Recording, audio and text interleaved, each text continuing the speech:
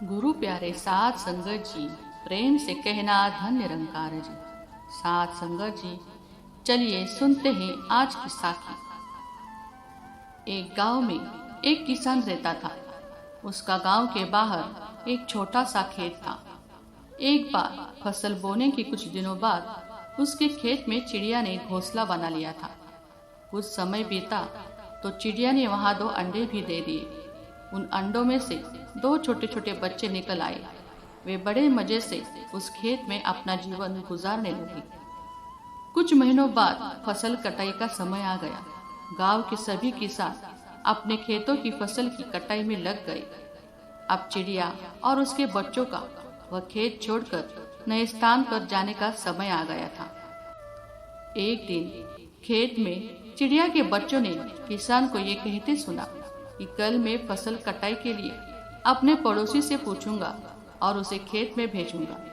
ये सुनकर चिड़िया के बच्चे परेशान हो गए। उस समय चिड़िया कहीं गई हुई थी। जब वो वापस लौटी तो बच्चों ने उसे किसान की बात बताते हुए कहा, माँ, आज हमारा यहाँ अंतिम दिन है। रात में हमें दूसरे स्थान के लिए यहाँ से निकलना होगा। चिड़िया ने उत्तर दिया, इतनी जल्दी नहीं है बच्चों, मुझे नहीं लगता कि कल खेत में फसल की कटाई होगी।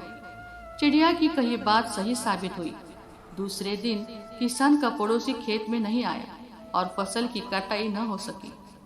शाम को किसान खेत में आया और खेत को जैसे का तैसा देख बड़बड़ाने लगा कि ये पड़ोसी तो नहीं आया। ऐसा करता हूँ, कल अपने किसी रिश्तेदार को भेज देता हूँ। चिड़िया के बच्चों ने फिर से किसान की बात सुन ली और परेशान हो गए। जब चिड़िया को उन्होंने ये बात बताई तो वो बोली, तुम लोग चिंता मत करो, आज रात हमें जाने की जरूरत नहीं है। मुझे नहीं लगता कि किसान का रिश्तेदार आएगा। ठीक ऐसा ही हुआ और किसान का रिश्तेदार अगले दिन खेत नहीं पहुंचा। चिड़िया के बच्चे हैरान थे कि उनकी माँ की हर बात सही हो रही है। अगली शाम किसान जब खेत आया तो खेत की वह स्थिति देख बड़बड़ाने लगा, ये लोग तो कहने के बाद भी कटाई के लिए आते नहीं है। कल मैं खुद आकर फसल की कटाई शुरू करूंगा। चिड़िया के बच्चों ने किसान की ये बात भी सुन ली। अपनी माँ को जब उन्होंने ये बताया तो वो बोली, बच्चों, आप समय आ गया है ये खेत छोड़ने का। हम आज रात ही ये खेत छोड़कर दूसरी जगह चले जाएंगे। दोनों बच्चे हैरान थे कि इस बार ऐसा क्या है जो माँ खेत छोड़ने को तैयार है। उन्होंने पूछा तो चिड़िया बोली, बच्चों, पिछली 2 बार किसान कटाई के लिए दूसरों पर निर्भर था। दूसरों को कहकर उसने अपने काम से पल्ला झाड़ लिया था, लेकिन इस बार ऐसा नहीं है। इस बार उसने ये जिम्मेदारी अपने कंधों पर ले ली है, इसलिए वो अवश्य आएगा।